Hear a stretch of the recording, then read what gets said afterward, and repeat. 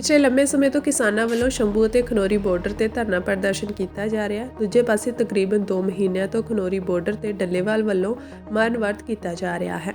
ਸ਼ੁਰੂਆਤੀ ਸਮੇਂ ਤੋਂ ਹੀ ਡਾਕਟਰ ਸਵੈਮਾਨ ਸਿੰਘ ਦੀ ਟੀਮ ਵੱਲੋਂ ਉਹਨਾਂ ਦੀ ਦੇਖਰੇਖ ਕੀਤੀ ਜਾ ਰਹੀ ਹੈ। ਨਾਲ ਹੀ ਉਹਨਾਂ ਦੀ ਸਮੇਂ-ਸਮੇਂ ਤੇ ਹੈਲਥ ਰਿਪੋਰਟ ਵੀ ਸਾਂਝੀ ਕੀਤੀ ਜਾ ਰਹੀ ਹੈ।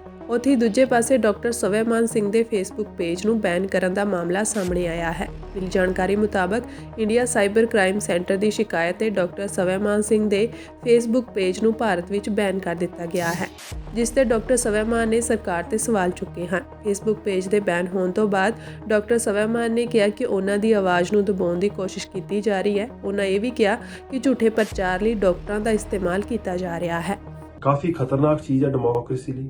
ਜੇ ਤੁਸੀਂ ਆਪਣੇ ਦੇਸ਼ ਨੂੰ ਪਿਆਰ ਕਰਦੇ ਹੋ, ਜੇ ਇਹ ਕੁਝ ਤੁਹਾਡੇ ਸਾਹਮਣੇ ਹੋ ਜਾਵੇ ਤੇ ਤੁਸੀਂ ਬੋਲੋ ਨਾ, ਤੇ ਤੁਸੀਂ ਸੋਚੋ ਤੁਸੀਂ ਕਿੱਧਰ ਜਾ ਰਹੇ ਹੋ। ਸਾਡਾ ਕੀ ਗੁਨਾਹ ਆ? ਮੇਰਾ ਕਿਉਂ ਬਲੌਕ ਕੀਤਾ? ਕੋਈ ਵੱਡੀ ਗੱਲ ਨਹੀਂ, ਸੋਸ਼ਲ ਮੀਡੀਆ ਬਲੌਕ ਕਰ ਦੋ। ਮੇਰੇ ਲਈ ਮੈਂ ਕਿਹੜਾ ਕੋਈ ਇਨਕਮ ਅਰਨ ਕਰਦਾ ਸੋਸ਼ਲ ਮੀਡੀਆ ਤੋਂ, ਬਟ ਗੱਲ ਇਹ ਹੁੰਦੀ ਹੈ ਕਿ ਇਹ ਸਾਡੀ ਆਵਾਜ਼ ਸੀ, ਅਸੀਂ ਕੁਝ ਗਲਤ ਨਹੀਂ ਕਰਦੇ ਸਾਂ। ਸੋ ਸਾਨੂੰ ਬਲੌਕ ਕਰਨਾ ਇੱਕ ਵੱਡੀ ਐਗਜ਼ਾਮਪਲ ਦਿੰਦੀ ਆ ਸਰਕਾਰ ਕਿ ਵੇਖੋ ਇਹੋ ਜਿਹੇ ਲੋਕ ਜਿਹੜੇ ਸੱਚ ਬੋਲਦੇ ਅਸੀਂ ਉਹਨਾਂ ਨੂੰ ਦਬਾ ਰਹੇ ਹਾਂ, ਰਾਈਟ। ਜਿਹੜੇ ਲੋਕ ਮੈਡੀਕਲ ਸਾਇੰਸ ਦੇ ਨਾਲ ਝੂਠ ਬੋਲਦੇ ਆ, ਹਲੋ ਲੁਲੂ ਕਰਕੇ ਲੋਕਾਂ ਨੂੰ ਠੀਕ ਕਰਦੇ ਆ, ਉਹ ਚੀਜ਼ਾਂ ਦੇ ਉਹਨਾਂ ਦੀਆਂ ਰੈਲੀਆਂ ਤੇ ਸਰਕਾਰੀ ਜਿਹੜੇ ਨੁਮਾਇੰਦੇ ਹੋ ਜਾਂਦੇ ਆ, ਉੱਥੇ ਜਾ ਕੇ ਉਹਨਾਂ ਨਾਲ ਰੈਲੀਆਂ ਹੁੰਦੀਆਂ ਵਾ। ਪਰ ਜੇ ਕੋਈ ਡਾਕਟਰ ਸੱਚ ਬੋਲਦਾ, ਮੈਡੀਕਲ ਸਾਇੰਸ ਨੂੰ ਪ੍ਰੋਟੈਕਟ ਕਰਨ ਦੀ ਕੋਸ਼ਿਸ਼ ਕਰਦਾ, ਆਪਣੇ ਦੇਸ਼ ਵਾਸੀਆਂ ਨੂੰ ਪ੍ਰੋਟੈਕਟ ਕਰਨ ਦੀ ਕੋਸ਼ਿਸ਼ ਕਰਦਾ, ਜਗਾਉਣ ਦੀ ਕੋਸ਼ਿਸ਼ ਕਰਦਾ, ਤੁਸੀਂ ਉਹਦੀ ਆਵਾਜ਼ ਦਬਾ ਰਹੇ ਹੋ। ਮੈਨੂੰ ਲੱਗਦਾ ਇਹ ਬਹੁਤ ਕੁਝ ਗਲਤ ਹੋ ਰਿਹਾ। ਔਰ ਮੈਂ ਇੰਨਾ ਹੀ ਕਹਿਣਾ ਜਿਹੜੇ ਸਾਡੇ ਸਿਆਣੇ ਲੋਕ ਆ ਕਿ ਤੁਸੀਂ ਇਸ ਚੀਜ਼ ਦਾ ਨੋਟਿਸ ਲਓ ਕਿ ਕੀ ਹੋ ਰਿਹਾ। ਔਰ ਜਿਹੜੀਆਂ ਮੈਂ ਗੱਲਾਂ ਕੀਤੀਆਂ ਪਿਛਲੇ ਕੁਝ ਦਿਨਾਂ 'ਚ, ਉਹ ਚੀਜ਼ ਦੇ ਉੱਤੇ ਮੈਨੂੰ ਚੈੱਕ ਕਰੋ। ਜੇ ਮੈਂ ਗਲਤ ਹਾਂ ਤਾਂ ਮੈਨੂੰ ਦੱਸੋ। ਮੈਂ ਡਾਕਟਰਸ ਨੂੰ ਕਹਿਣਾ ਜੇ ਮੈਂ ਗਲਤ ਹੈ ਤੇ ਦੱਸੋ। ਜਿਹੜਾ ਡ੍ਰਿਪ ਦੀ ਗੱਲ ਕਰ ਰਿਹਾ, D10 ਦੀ ਗੱਲ ਕਰ ਰਿਹਾ, ਕੀ ਤੁਸੀਂ ਕਿਸੇ ਨੂੰ ਉਹਦੇ ਉੱਤੇ 2 ਦਿਨਾਂ ਤੋਂ ਵੱਧ ਜ਼ਿੰਦਾ ਰੱਖ ਸਕਦੇ ਹੋ? 7 ਦਿਨਾਂ ਤੋਂ ਵੱਧ ਉਹ ਲਾਉਣਾ ਚਾਹੀਦਾ? ਕੀ ਨਹੀਂ ਲੋੜ TPN ਦੀ? ਕਿ ਸਾਨੂੰ TPN ਨਹੀਂ ਵਰਤਦੇ ਅਸੀਂ? ਇਹ ਝੂਠ ਜਿਹੜਾ ਬੋਲਣ ਦਾ ਆ। D10 ਦੇ ਉੱਤੇ ਤੁਸੀਂ ਕਿਸੇ ਨੂੰ ਕੈਮ ਕਰ ਸਕਦੇ ਹੋ? ਇਹ ਸਭ ਕੁਝ ਸਾਨੂੰ ਵਰਤਣ ਦੀ ਕੋਸ਼ਿਸ਼ ਨਹੀਂ ਹੋ ਰਹੀ। ਪਿਛਲੇ ਲੰਮੇ ਸਮੇਂ ਤੋਂ ਕਿਸਾਨਾਂ ਵੱਲੋਂ ਸ਼ੰਭੂ ਅਤੇ ਖਨੌਰੀ ਬਾਰਡਰ ਤੇ ਧਰਨਾ ਪ੍ਰਦਰਸ਼ਨ ਕੀਤਾ ਜਾ ਰਿਹਾ ਹੈ। ਦੂਜੇ ਪਾਸੇ ਤਕਰੀਬਨ 2 ਮਹੀਨਿਆਂ ਤੋਂ ਖਨੌਰੀ ਬਾਰਡਰ ਤੇ ਡੱਲੇਵਾਲ ਵੱਲੋਂ ਮਰਨ ਵਰਤ ਕੀਤਾ ਜਾ ਰਿਹਾ ਹੈ।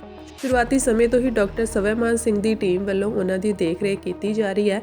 ਨਾਲ ਹੀ ਉਹਨਾਂ ਦੀ ਸਮੇਂ-ਸਮੇਂ ਤੇ ਹੈਲਥ ਰਿਪੋਰਟ ਵੀ ਸਾਂਝੀ ਕੀਤੀ ਜਾ ਰਹੀ ਹੈ। ਉੱਥੇ ਦੂਜੇ ਪਾਸੇ ਡਾਕਟਰ ਸਵੈਮਾਨ ਸਿੰਘ ਦੇ ਫੇਸਬੁੱਕ ਪੇਜ ਨੂੰ ਬੈਨ ਕਰਨ ਦਾ ਮਾਮਲਾ ਸਾਹਮਣੇ ਆਇਆ ਹੈ। ਮਿਲੀ ਜਾਣਕਾਰੀ ਮੁਤਾਬਕ ਇੰਡੀਆ ਸਾਈਬਰ ਕ੍ਰਾਈਮ ਸੈਂਟਰ ਦੀ ਸ਼ਿਕਾਇਤ ਤੇ ਡਾਕਟਰ ਸਵੈਮਾਨ ਸਿੰਘ ਦੇ ਫੇਸਬੁੱਕ ਪੇਜ ਨੂੰ ਭਾਰਤ ਵਿੱਚ ਬੈਨ ਕਰ ਦਿੱਤਾ ਗਿਆ ਹੈ, ਜਿਸ ਤੇ ਡਾਕਟਰ ਸਵੈਮਾਨ ਨੇ ਸਰਕਾਰ ਤੇ ਸਵਾਲ ਚੁੱਕੇ ਹਨ। ਫੇਸਬੁੱਕ ਪੇਜ ਦੇ ਬੈਨ ਹੋਣ ਤੋਂ ਬਾਅਦ ਡਾਕਟਰ ਸਵੈਮਾਨ ਨੇ ਕਿਹਾ ਕਿ ਉਹਨਾਂ ਦੀ ਆਵਾਜ਼ ਨੂੰ ਦਬਾਉਣ ਦੀ ਕੋਸ਼ਿਸ਼ ਕੀਤੀ ਜਾ ਰਹੀ ਹੈ। ਉਹਨਾਂ ਇਹ ਵੀ ਕਿਹਾ ਕਿ ਝੂਠੇ ਪ੍ਰਚਾਰ ਲਈ ਡਾਕਟਰਾਂ ਦਾ ਇਸਤੇਮਾਲ ਕੀਤਾ ਜਾ ਰਿਹਾ ਹੈ।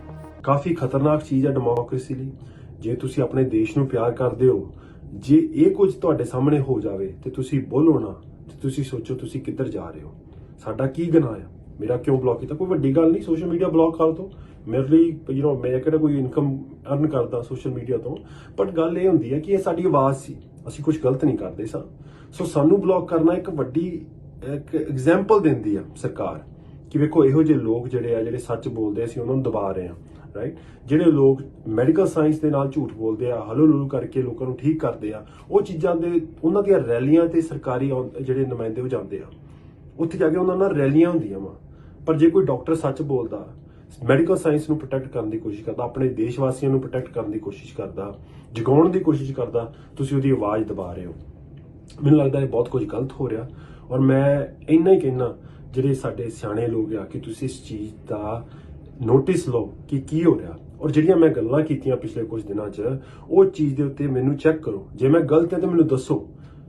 ਮੈਂ ਡਾਕਟਰਸ ਨੂੰ ਕਹਿਣਾ ਜੇ ਮੈਂ ਗਲਤ ਹੈ ਤੇ ਦੱਸੋ। ਜਿਹੜਾ ਡ੍ਰਿਪ ਦੀ ਗੱਲ ਕਰ ਰਿਹਾ, D10 ਦੀ ਗੱਲ ਕਰ ਰਿਹਾ, ਕੀ ਤੁਸੀਂ ਕਿਸੇ ਨੂੰ ਉਹਦੇ ਉੱਤੇ 2 ਦਿਨਾਂ ਤੋਂ ਵੱਧ ਜ਼ਿੰਦਾ ਰੱਖ ਸਕਦੇ ਹੋ? 7 ਦਿਨਾਂ ਤੋਂ ਵੱਧ ਉਹ ਲਾਉਣਾ ਚਾਹੀਦਾ?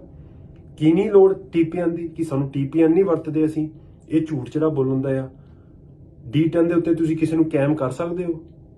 ਇਹ ਸਭ ਕੁਝ ਸਾਨੂੰ ਵਰਤਣ ਦੀ ਕੋਸ਼ਿਸ਼ ਨਹੀਂ ਹੋ ਰਹੀ।